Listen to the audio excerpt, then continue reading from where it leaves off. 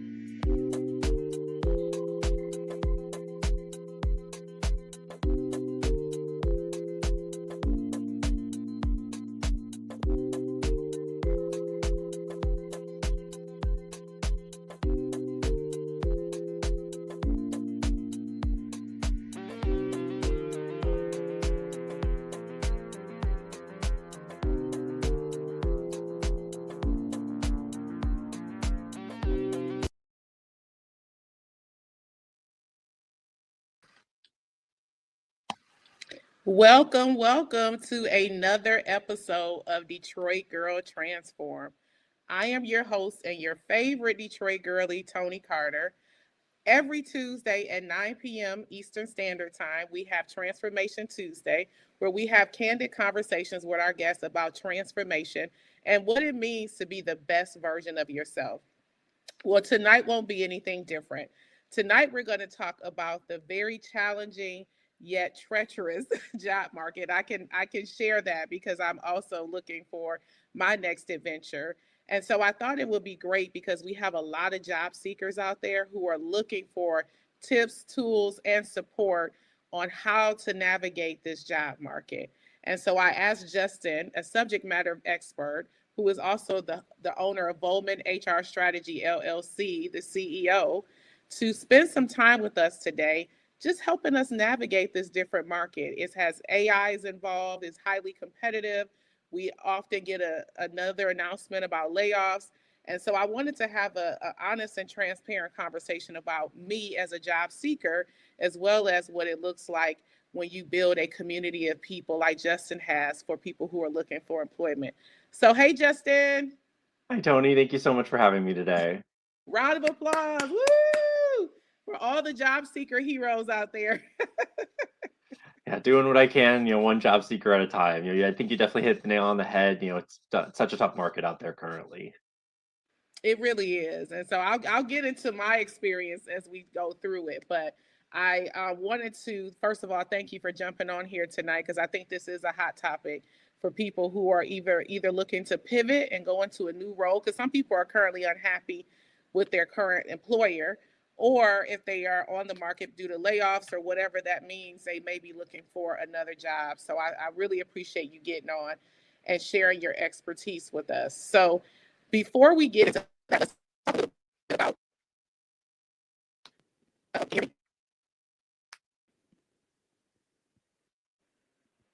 Justin, did I lose you? Oh, sorry. Yeah, I cut out for a second. Sorry, I can hear you now. Okay. All right. Sorry about that. But so before we get, technology is our best friend and we love it. Before we get into that, tell us a little bit more about you and what started you on this journey to really help the job seekers get a placement.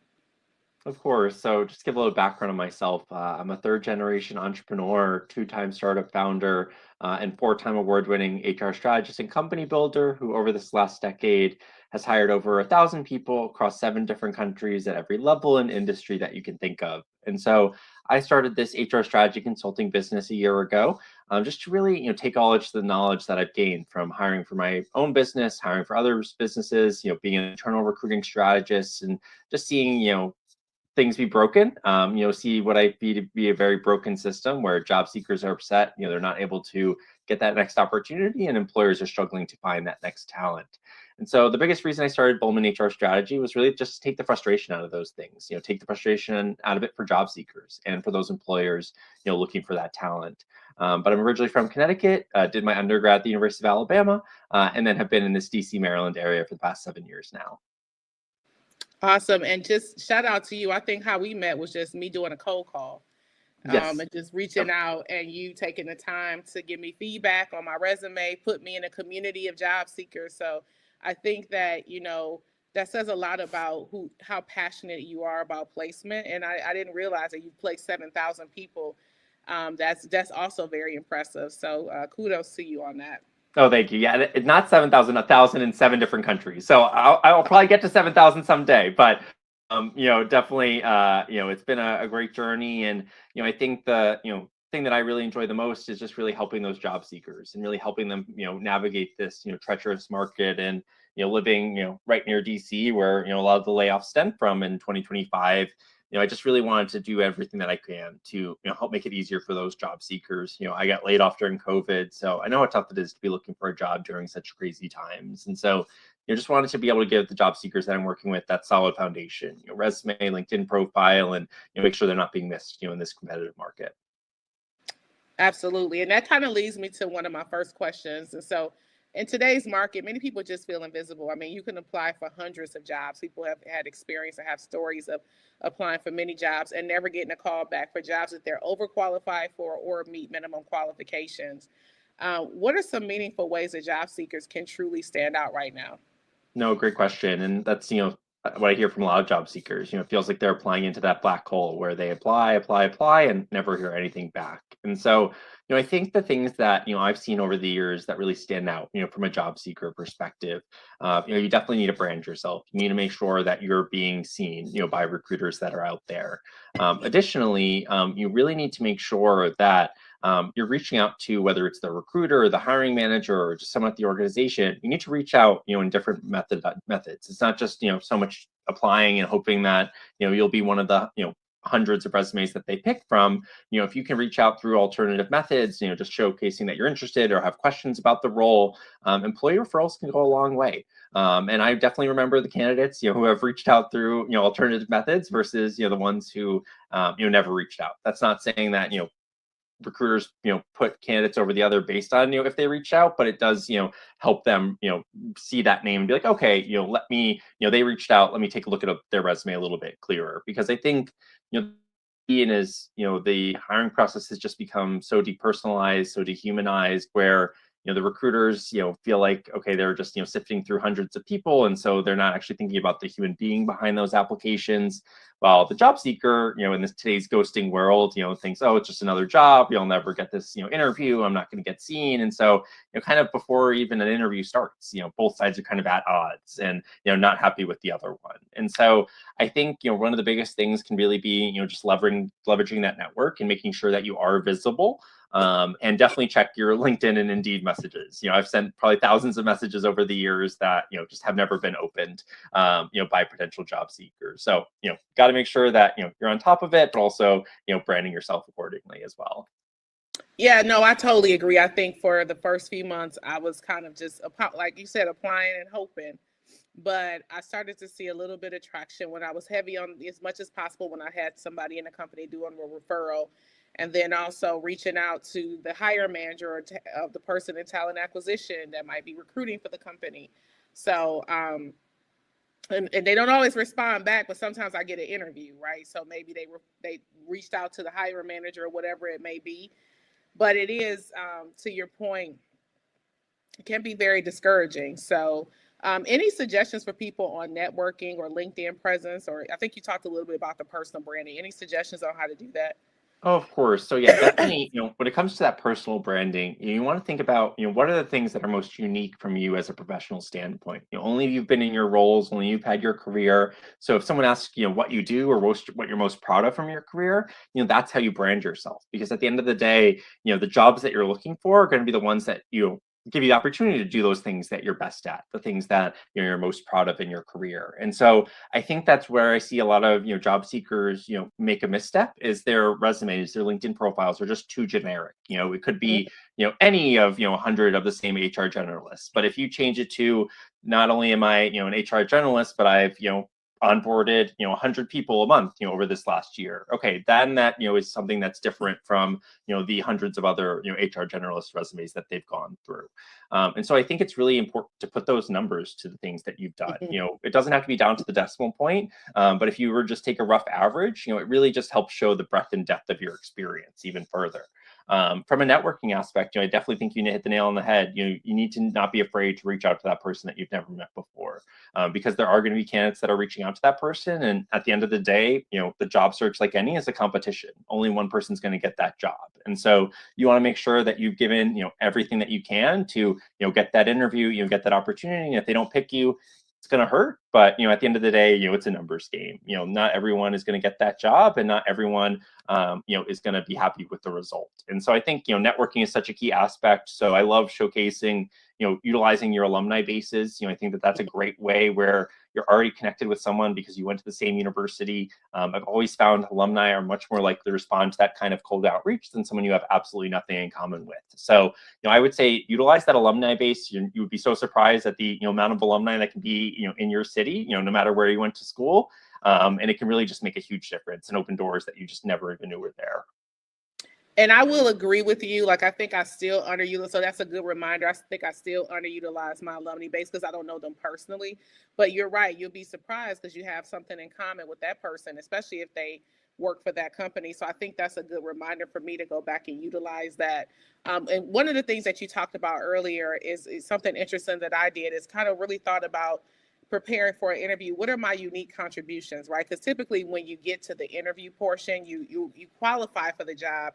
So instead of selling that you're qualified, sell what your competitive edge is. And that was something I got from one of my executive coaches. And so I actually I had an idea of what my unique contributions were, but I ran it through ChatGPT, and we were actually aligned on HR transformation, growing and scaling, large to mid-sized organizations, as well as, one of the things that you called out when you and I talked was the opening of 80 plus sites, whether it be Walmart stores, labs, internationally. So I think sometimes you do so much, it's hard to take the time back to reflect, but you do want to take the time to reflect on what sets you apart. And that really has to be, to your point, in your power statement on LinkedIn, your power statement on your executive profile, on your resume, and just really set yourself apart. So I agree. The alumni base is huge. And I think that's one that I underutilize that I think I'm going to, thanks for the reminder, go back and tap into.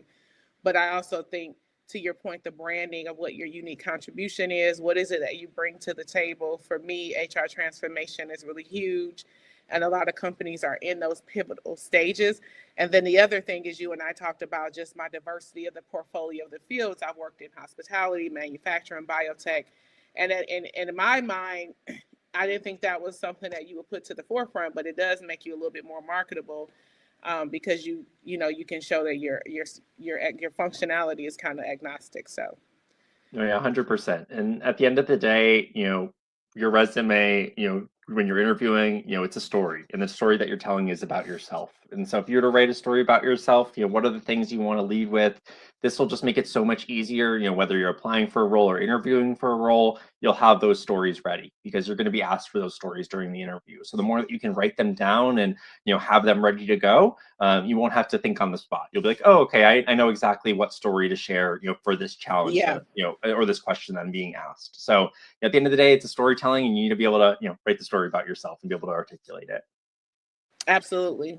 And I just think also being able to understand, like, because like each time, and when I'm in a competitive process, I kind of ask myself, what is it that's attractive to this particular employer. Sometimes it's how many sites I've opened, or sometimes it's that I have this particular kind of experience, or and so really just kind of leaning into that too. Yes, yep, 100%. You never know what can be that thing that helps you stand out from that sea of hundreds or thousands.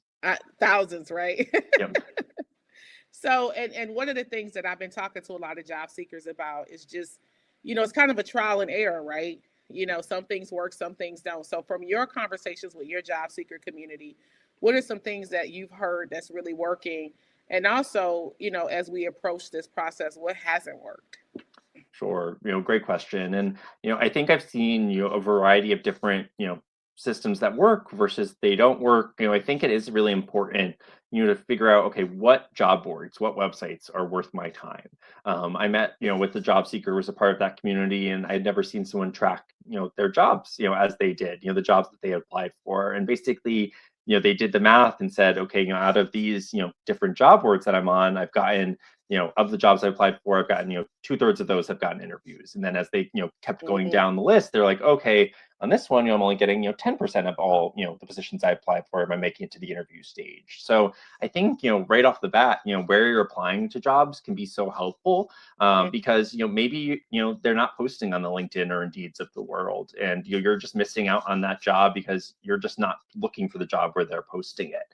And so I think that's a really big thing, is just really tracking, okay, what are the results of all this work that I'm doing? Because, looking for a Yeah, job is, like a job at some points. it is a I full think, time job. oh yes, definitely. And so I think being able to track and say, okay, LinkedIn, it doesn't seem like I'm getting a lot of interviews from that. Let me see if there's either something I need to do on my LinkedIn profile, or maybe I need to find, additional job boards that, could be more helpful. And so I think the things that I've seen, time and time again that, lead to the most success from a job seeker perspective is, not putting all your eggs in one basket. You can't just apply only on Indeed and think that, that's going to be the only way you'll get a job. You really need to cast that wide net, apply in multiple different areas, utilize that network, reach out to anyone you worked with, was a supervisor for you, in the past, because all it takes is one person to, reach out to you with an opportunity that changes everything. So I think what I've seen is, unfortunately, there's not, one, size fits all. It really is about taking that multifaceted approach and utilizing, not only all the job boards that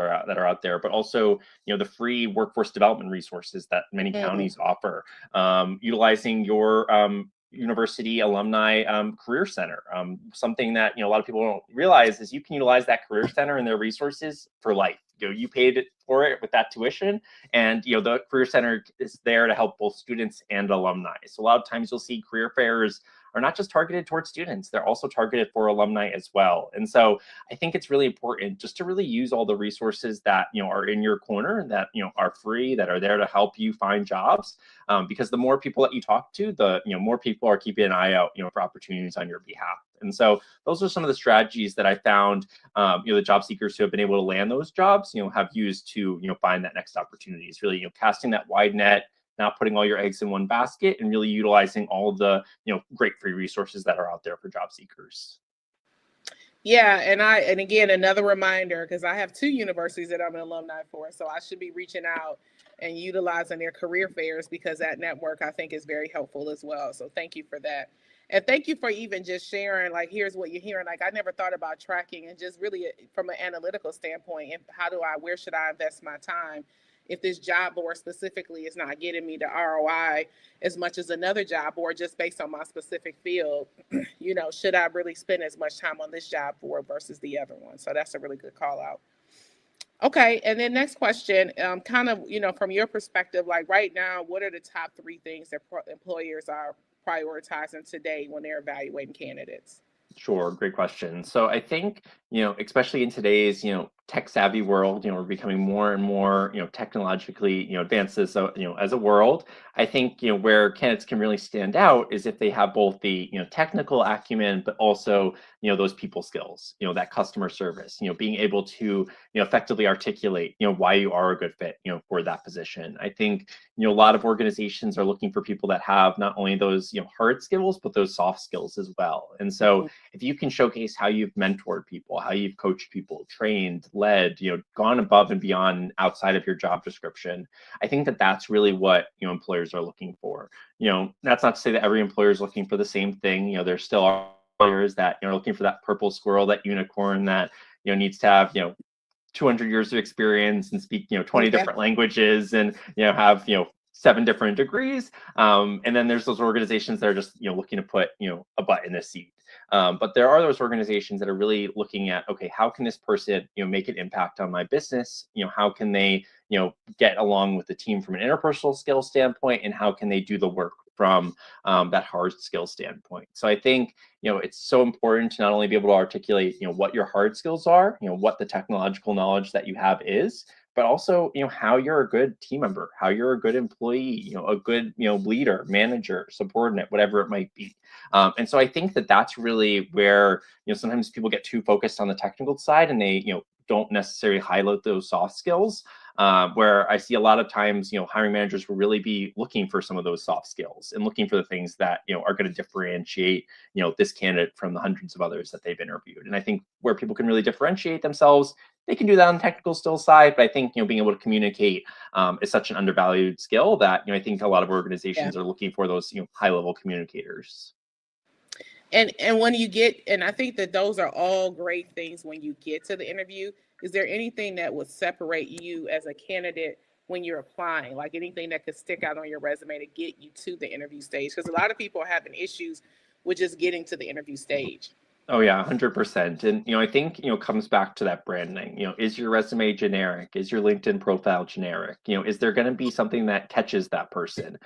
Because the statistics show people look at resumes for less than 60 seconds. So you have a very short Uh, period of time to get your point across. And so one of the biggest things that I see from a misstep standpoint is just being too generic from a resume standpoint. And so right off the bat, your resume is the way that you brand yourself.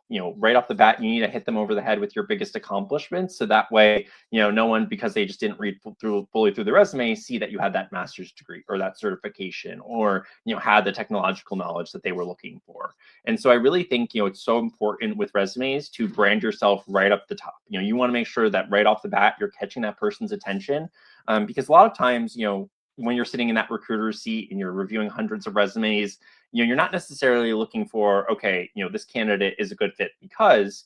You're more so looking, okay, this candidate isn't a good fit because the hiring manager will have said, okay, you need to find someone with X years of experience, they need to have this certification, they need to have this industry experience, whatever those criteria might be. And so basically then what the recruiter is doing is saying, okay, this is what the hiring manager told me, let me filter out all the candidates that don't meet what they're looking for, and that way they can have a short list of candidates that do meet those criteria. And so I think that's also another big misstep is I see job seekers who will apply for positions that they're missing some of those required qualifications, where there's nothing that employer side, where let's just say they're um, they have to do compliance with state requirements. And so as the state says, let's just say for a case manager role, that all their case managers through the state need to have their bachelor's degree. And so if you don't have one, that right there is not going to allow you to be qualified for that position. And so I think that that's a really big thing, is really making sure that you're looking at what are those must-have requirements versus those preferred qualifications, and really making sure that if you're applying for a position, you need to make sure that you are meeting those must-have qualifications. Because if not, usually what an organization will do is they'll set screening questions within the applicant tracking system. So as someone applies, if they say, oh, I have 4 years of experience, but they are looking for 5+, any candidate that answers below 5 is automatically going to be rejected. And so a lot of times candidates will kind of reject themselves, where maybe they accidentally clicked, oh, I'm not authorized to work in the United States. They'll automatically get rejected, and their resume will yeah. never even be seen by a human being. So that's also, I think, a really important thing, is you really need to make sure that you're answering those screening questions, and making sure that those answers, reflect those required qualifications as well. So those are some of the things that I'd say, can kind of be, sort of missteps that sometimes candidates can make, that can, make it really even, hard to even get to that interview place, because your resume is not even going to be seen, because you've been automatically rejected. Those are really good tips. And thank you so much for sharing that. Well, I would love to continue this conversation, but first we have to go to a commercial break. If you would like to be a sponsor, or you like to share a commercial, or be a part of this transformative journey with the podcast Detroit Girl Transform, make sure you contact me at dgt313podcast@gmail.com. We're always looking for sponsors to join our transformation journey, and you can sponsor in various ways. So we have a great marketing package that you can check out.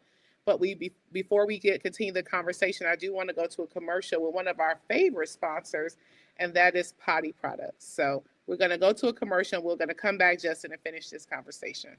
Sounds great.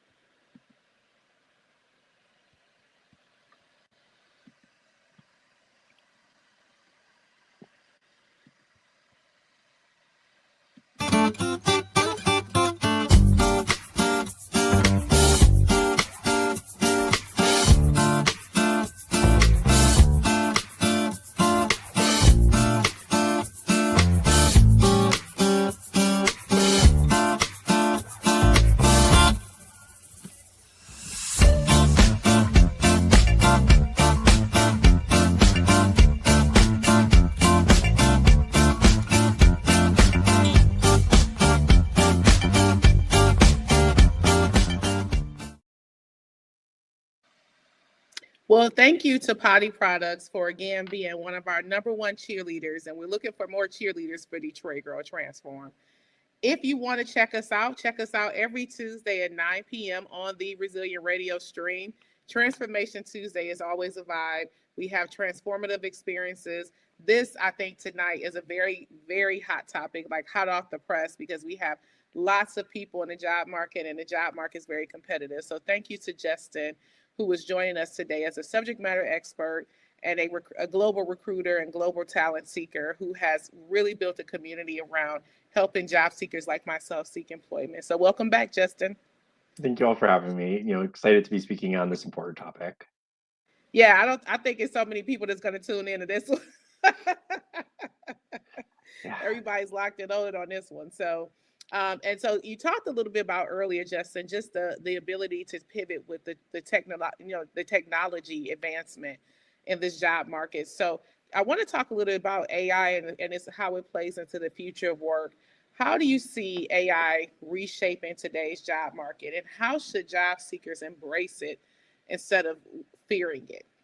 Great question. So, I think the biggest thing is, people think that AI is something that's just been, incorporated in hiring processes, within this last year.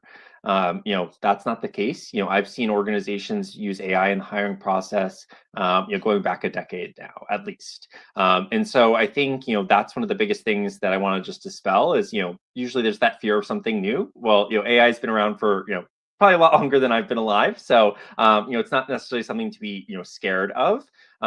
I think really the biggest things that I've seen, unfortunately, have where AI kind of, I think, makes the process more difficult for both the candidates and those hiring managers is it really, removes the humanity from the process where, I've gone through interviews where, I have to record my answers and then, they run through an AI algorithm and say, okay, is this candidate a good fit or not? But what I think really what is missed from that kind of process is, the candidate being able to ask, the questions of, what are the benefits like? What's the work culture like? What is the, biggest things that you want me to focus on, in the first year on the job? And so I think when you really remove those opportunities for communication throughout the hiring process, similar to the sales process, you're leaving, a bad taste, in that, candidate or that person's mouth. And so I think you really need to treat, your candidate experience like you would your client experience, because candidates are going to talk. If they have a bad hiring experience, if they only ever talked to an AI chatbot and never actually got in front of a physical human being, candidates are going to talk about those negative experiences. And so I think really it's about blending both the technological and the human aspects of it. I think AI can be a very useful tool if you're looking to, let's just say, tailor your resume towards a specific position, or you just need help kind of figuring out, okay, what is the most unique things about me. But I think really where people can stand out is because you can really see, okay, if someone's used AI on a resume or interview questions, even in Google Docs or Word Docs, it's starting to say, oh, this language resembles AI. And so already, you're kind of being, let's just say, caught using AI to articulate your experience. And so I think really where you can differentiate yourself is, remember the humanity. Remember that, at the end of the day, there's a human being behind that application, but there's also a human being, looking for, the talent to bring onto their organization. And so when you can connect on that human level, I think, it really does help differentiate you, in this crazy market. So, I definitely think AI can be helpful in, using technological advances to make your job search easier. Please, save yourself the time. There's only so much time in the day that you can spend on all these different job boards. But make sure, that if you are using AI and these different technologies, that you're utilizing them to, really, be an assistant to your job search. Not be that sole, end all be all. I'm just gonna, turn my brain over to it and, say whatever, the AI tells me to say. So I think that, while helpful, you definitely need to be careful with it. Yeah, and that's good advice because I think, as a job seeker, there's a couple of conversations that we've talked about with AI and how to use it, but not over function with it, right? To your point. And there's just a high velocity and a high volume of roles that you're applying for. So sometimes you're like, okay, it's like, 50 jobs a week. But I think to your point, making it more personable and making sure it has your voice and things like that, I think is important. As a job seeker, I think you mentioned this earlier. I think there's frustrations on both ends. And the reason why I say that is because I'm starting to see roles specifically that I applied for being reposted. So I'm like, nobody's really getting what they want right now, right? Because you might have overfunctioned on the AI tool yourself as an employer or even as a job seeker. And so I've actually counted about 10 roles that I've seen that was been posted since last year. And so me putting on my HR hat, right? I'm like, that's not productive, right? Yeah. And so with this market being so saturated, if you can't find that unicorn you're looking for, A, it may not exist. Or B, you're not digging deep into how you're looking in the market. And then the same thing from the candidates, like maybe the candidates are not putting their best foot forward sometimes in these situations. And so I think both is something to think about on both sides, to your point, because I just started noticing it. I really hadn't been noticing it because I'm just so laser focused.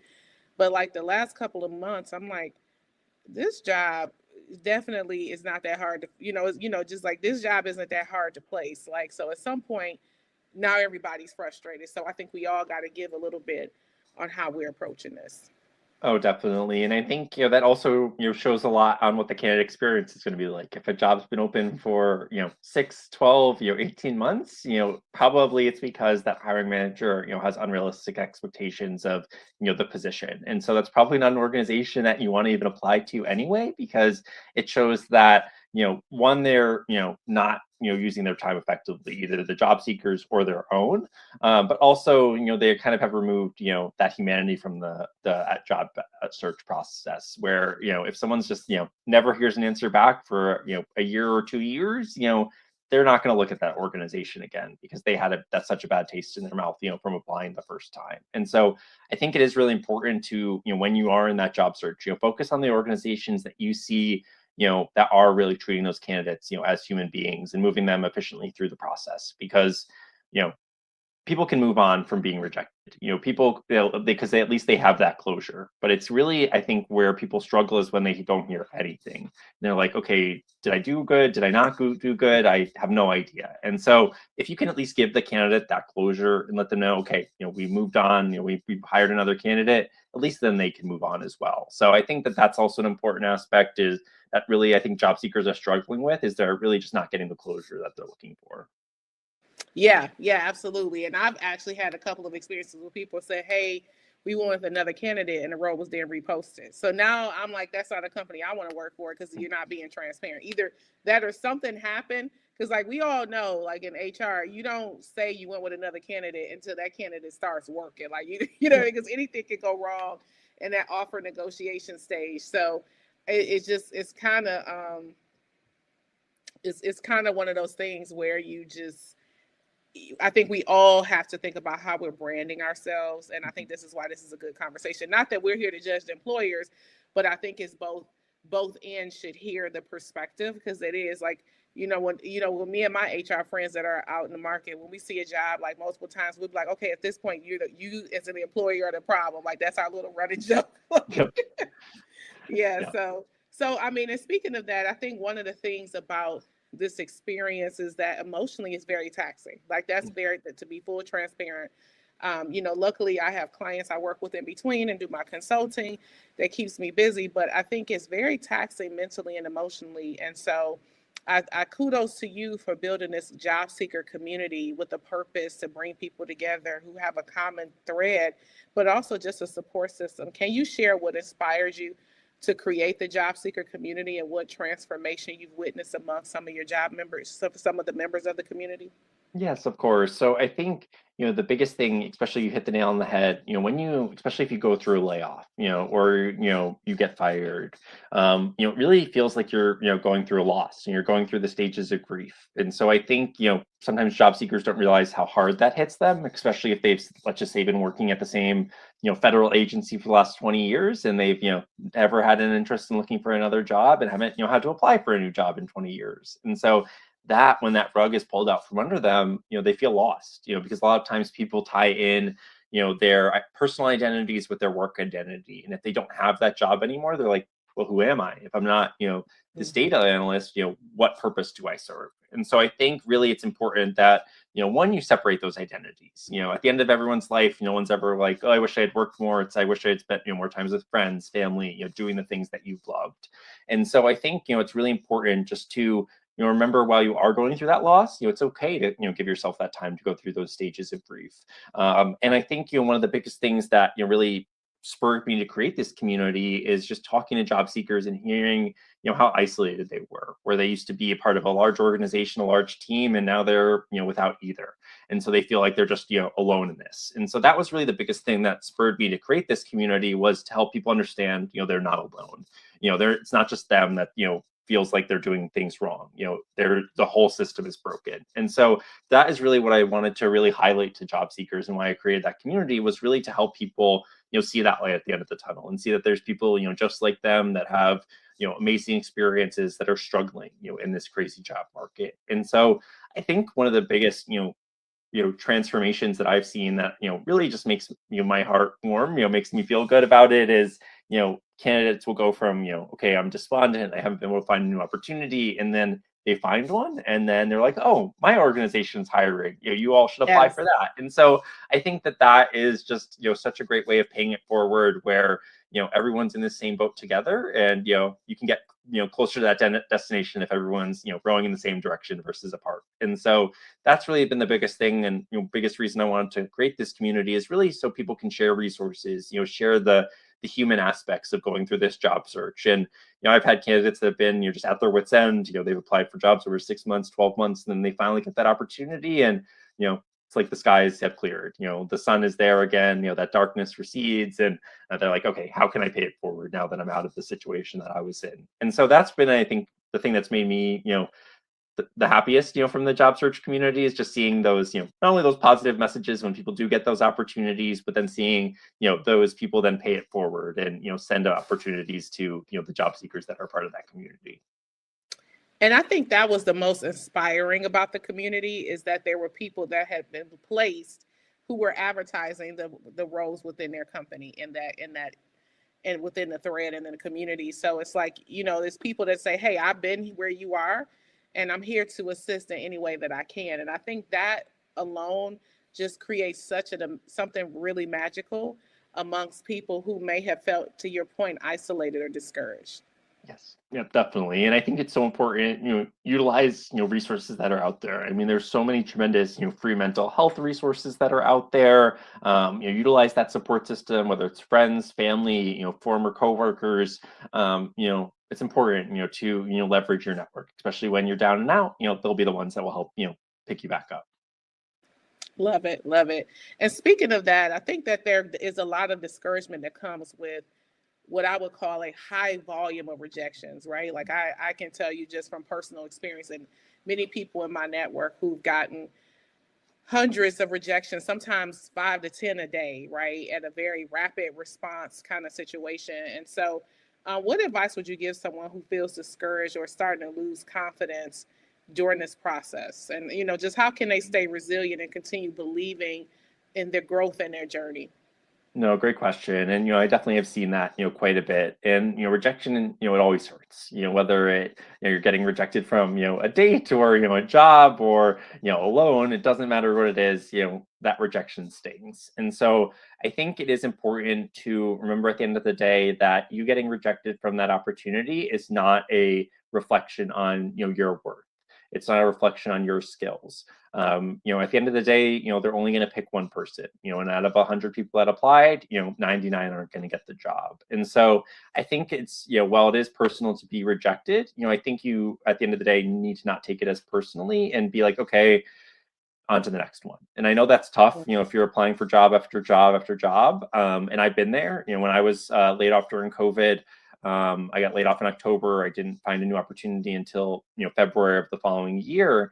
The only reason I found that opportunity was a former colleague of mine who had gotten caught up in the first round of layoffs. I got caught up in the third. They heard that I got laid off and reached out because they had an opportunity available at the organization that they had joined. I never would have found that unless they had reached out to me, because they were mainly posting their roles on Indeed. At the time, I was, mainly using LinkedIn for my job search.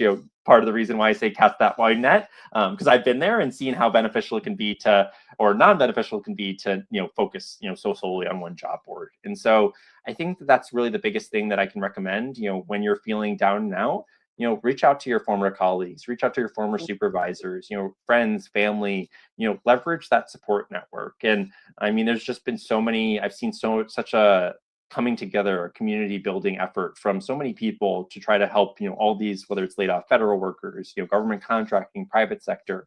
There's so many of these communities out there that are, designed specifically to support job seekers. And so if you're feeling discouraged, if you're feeling isolated, join one of these communities, because you might find something that, you'd never thought of, from a job seeker perspective, a tool, a website, a job board, and that can change everything sometimes. And so I think it's so important to surround yourself, with, people that are going to, help, stay positive with you, because I know it is a challenge. It can feel, like, there's something wrong with me. I'm the only reason that this is just me. I'm the only person that's not getting through to this interview or to this offer stage, when, they're one of, thousands, if not hundreds of thousands, if not millions of people. And so I think that that can kind of, make it a little bit easier for someone at some times, where it's like, okay, this person didn't pick me.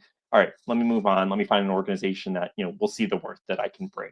But also, don't let that rejection be that end all be all and say, oh, I'm never going to apply for that organization again. Because, like Toni said, a lot of things can go wrong, when you're onboarding someone, where, they might be like, oh, okay, this candidate's like, okay, I'm not coming to the job. Or, I've seen people, literally, it's the first day of work and, this candidate just doesn't show up. They just, they got another opportunity. And so you never know where, if that person drops the ball, you can be there to pick it up. So, don't let Yeah. that discourage you either, because, just because, you get rejected once, that doesn't mean that you should, apply over and over and over again. There's only so much time you can spend doing that, but, it can be helpful, to apply again, if you are really interested. It does really show, your passion and just, your desire for that position.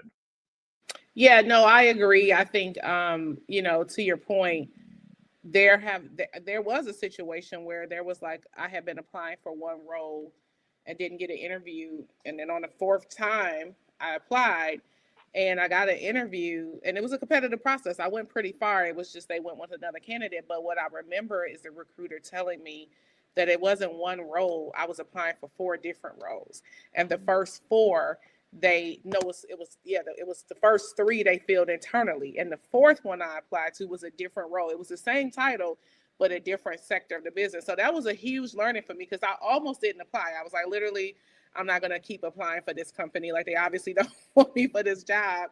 And I had reached out to a recruiter who I'm actually still in contact with, and they were like, hey, because I just said, hey, I've been applying for this particular role. And they're like, oh, well, it was all of those roles we filled internally, and this fourth one was the only one we're filling externally. So I thought that that was something a good learning for me, because to your point, you can get to a point where you take things personal, right? Where you're just like, obviously they've seen my resume four times and they don't want me. But what I didn't realize, it was four different hiring managers looking at it, and the other three had uh, filled it with somebody internally. Yep. Yeah, exactly. And you never know, who, could be reviewing that resume that day. Maybe it's someone different, maybe the hiring managers have changed, whatever it might be. Don't let that discourage you, especially if you see, a lot of times you'll see on LinkedIn, over 100 people clicked apply. That number is very misleading because it only shows the people that clicked apply. It doesn't actually show the people Yeah, that people who completed their explore. application, Yeah, or the people that were actually, qualified for that role based on the screening questions. So, yeah, don't let that discourage you. You could be that resume that they're waiting for. And it also doesn't help. I've seen candidates be like, oh, should I apply on the company website or one of the job boards? Does it help or hurt me either way?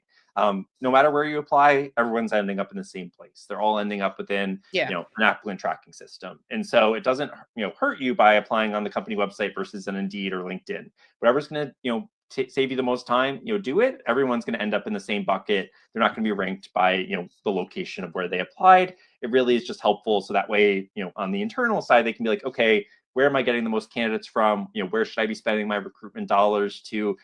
Which sources are the best ones?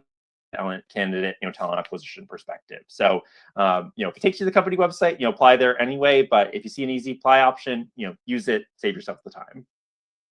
And I will say, to your point, one of the things that has been the positive of this job seeker journey for me is that I have reconnected with people I've worked with for years. And one thing that stands out to me is I have like a one-on-one with someone I worked with literally almost 20 years ago, and she believes in me like we worked together yesterday. So I just love that she's always checking in, like, hey, let's strategize. And because now she's like a coach, so she's coaching me through, and she's like, oh, I'm going to help you, and she'll be like, run through the companies you've applied for, and I'll see if I know somebody, we'll intersect it. And so I've really, one of the things I've learned through this is just to stay in touch with people that you've built relationships with over the years, because these are people that I want to continue to have a conversation with. So one of the things that I'm going to add in my tool belt is once a month, just talk to somebody from my network, not transactional, but just checking in, how you doing, what's going on. Because that part of it has been like, because when you're getting discouraged and you call somebody who you haven't talked to in like 6 years, and they're like all about you, you're like, oh, okay, I actually can do the job, because they're like, and some I talk to more than others, but like, of course, former managers. And I'm glad you shared that story of your placement coming from a former colleague, because it just appears that that's the pattern with this market, that, the more that you can connect with people that I think the better your chances are, just because of this type of market. And I think people are fatigued on both sides with applying, and fatigued with the volume of resumes that are coming. So if anybody has a way to help sift through it, they're open to it. Yes, no, definitely. And, I think in, today's ghosting culture, every side's ghosting each other, whether it's in dates or job applicants or, hiring processes, everyone's kind of ghosting each other. And I think, we need to bring that humanity back, to the hiring process and, connect, the human beings with the human beings. That way it's not just, another number, another resume, it's actual human being at the end of the day, at the end of that job application. I couldn't agree more. I couldn't agree more. And so, Justin, when you're not saving the world one job seeker at a time, how do you keep yourself grounded, and what brings you joy? Like, what do you do for fun to recharge? Sure, great question. So outside of my HR strategy business, evenings and weekends, I'm a youth lacrosse coach, and so I find a lot of joy. Whether it's coaching people on the job search or coaching people on the lacrosse field.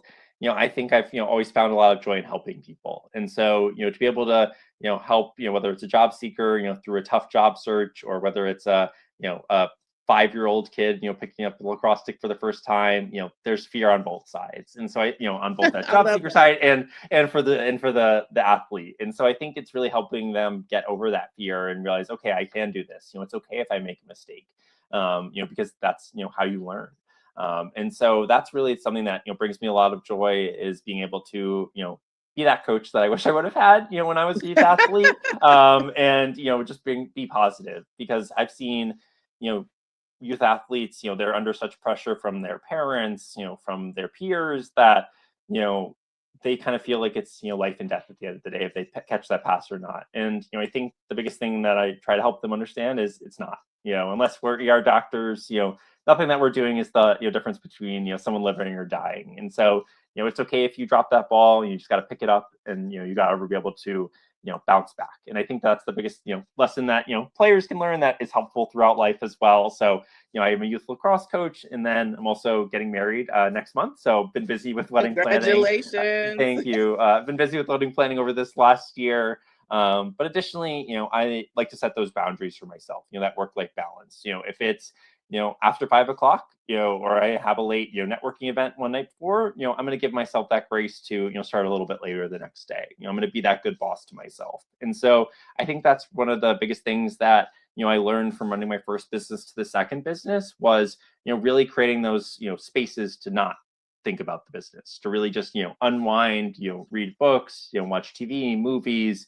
I'm also a big sports fan, as a youth lacrosse coach. So I'm always watching, basketball or soccer or baseball when the season starts. So sports has always been a big part of my extracurricular activities outside of the day job. So those are some of the things that I like to do just to unwind and relax. And it definitely uses a different part of my brain when I'm out there on the field in the sun and doing things with my hands and physical. You're not really thinking about the rest of it. And so I think that that's been a really big thing that just helps me rest at the end of the day.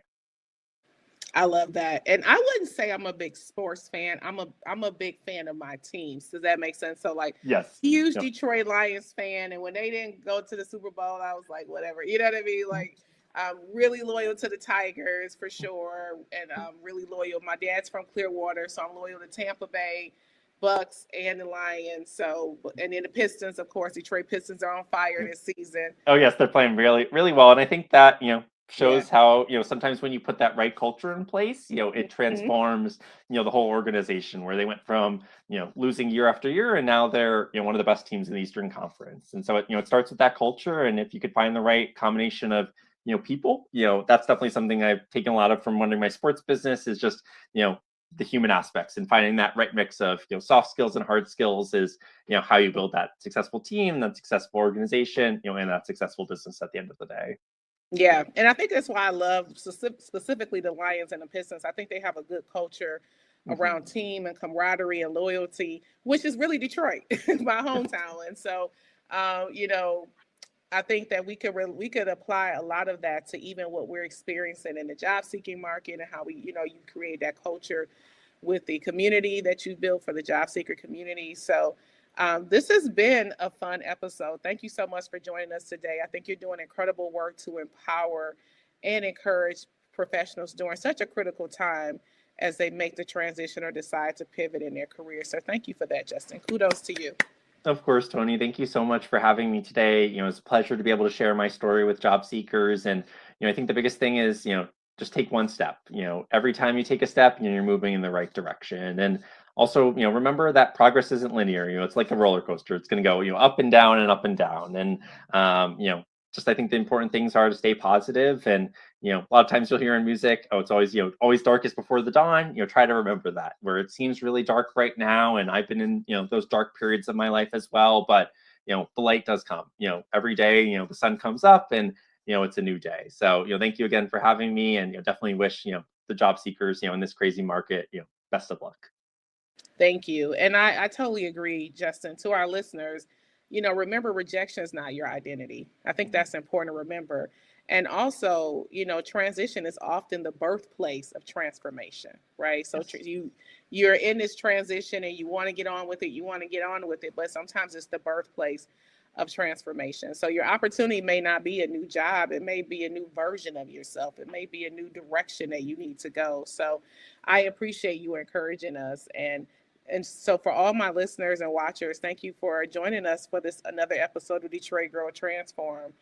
I think that it's a good opportunity for us to be vulnerable and transparent. This was a good episode for me because I'm also getting the guidance from Justin as I'm hosting, right? And even with 20 years of experience in HR, I always tell people you need an HR for HR. You need another third person to because you have the information, but having it and relating to how you execute it for yourself, you have to have a bit of a balance so that you don't become biased, right? You don't want to be like, I know too much about it because if I knew so much about it, why haven't I been placed?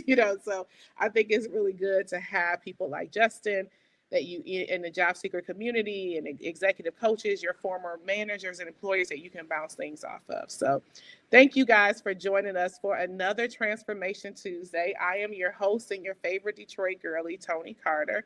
Be sure to check us out every Tuesday at 9 p.m. Eastern Standard Time on the Resilient Radio stream. We are going to take this journey together, one transformation, one transition, and one step at a time. So check us out. Justin, thanks for joining. See you guys next Tuesday at 9 p.m. It's transformation time, baby.